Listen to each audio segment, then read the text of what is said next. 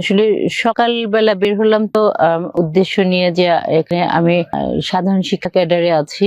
এখানে আমাদের বুনিয়াদী প্রশিক্ষণ 4 মাসের, যেটা জানুয়ারির 20 তারিখ থেকে শুরু হয়েছে, মের 20 তারিখ পর্যন্ত চলবে। সকালে উঠে আমি 5টার পর রাস্তায়, মানে আমার বাসারই সামনে ফুটপাতে দাঁড়িয়েছিলাম যে গাড়ি আসলে আমি সেই গাড়িতে উঠবো। গাড়ি যাচ্ছিল, অনেক গাড়ি যাচ্ছিল। কিছুক্ষণ পর যে বলাকা গেল কয়েকটা।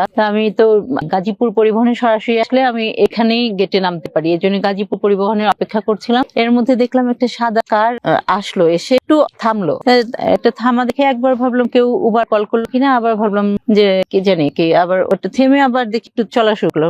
ও, এটা তাহলে আমাদের বাসায় গ্যারেজেরই গাড়ি হয়তো, মানে একটু মানে সাইড করে চালাচ্ছিল। আমি ফুটপাতের সাইডে দাঁড়িয়েছিলাম, শুধু ভাবলাম যেটা বোধহয় আমাদের গ্যারেজেই ঢুকবে, যেহেতু আমার মানে একটু কাছাকাছি করে চালাচ্ছে। আমি তো আর গাড়িতে কে ছিল, কয়জন ছিল বা কারা ছিল, ওরকম কোনো মনোযোগ আমার ছিল না। আমি আমার গাড়ি অপেক্ষায় ছিলাম যে গাজীপুর পরিবহনে উঠবো। এই মুহূর্তের মধ্যেই গাড়িটা কাছাকাছি এসেই আমার হাত থেকে ব্যাগটা টান দেয়, আমি ওর সঙ্গে সঙ্গে পড়ে যাই। ব্যাগটা আমার হাতে, ব্যাগের বেল্টটা পেঁচানো ছিল, যে কারণে আমি পড়ে যাই এবং অনেক দূর পর্যন্তই আমি ওইভাবে ছেঁচড়ে চলে যাই।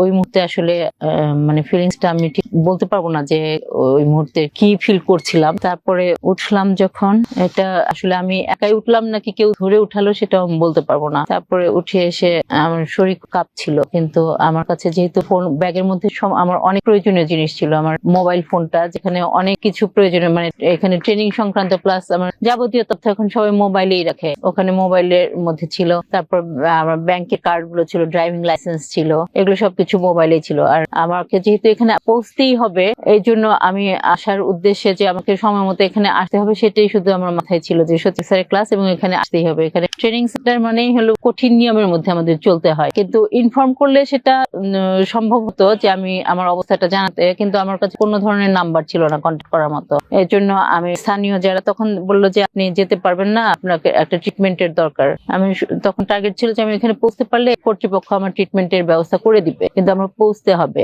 এই চাই যে ওই মনোবলে আমি ওই অবস্থায় আবার পরবর্তীতে গাজীপুরের গাড়ি পেয়ে সেই গাড়িতে উঠে পড়ি এবং আসার পরে কর্তৃপক্ষ জেনে ওনারা ট্রিটমেন্টের ব্যবস্থা করে। তো এখন শরীরটা আমার আছে আলহামদুলিল্লাহ ভালো, যদিও আমার পেটটাতে প্রচন্ড পেইন আছে, এখানে ছিলে গেছে, হাতেও অনেক জায়গায় ছিলে আছে।